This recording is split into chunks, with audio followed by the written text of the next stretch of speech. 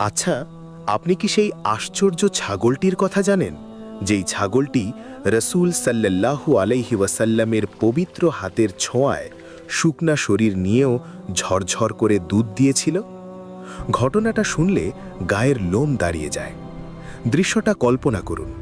মক্কা থেকে অনেক দূরে ধুধু মরুভূমির এক কোণায় ছোট্ট একটা তাঁবু।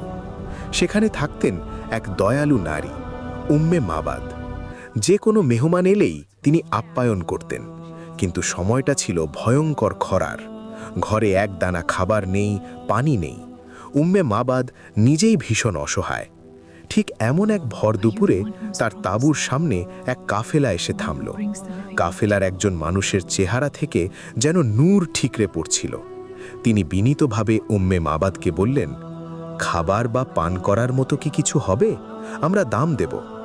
উম্মে মাবাদের কলিজাটা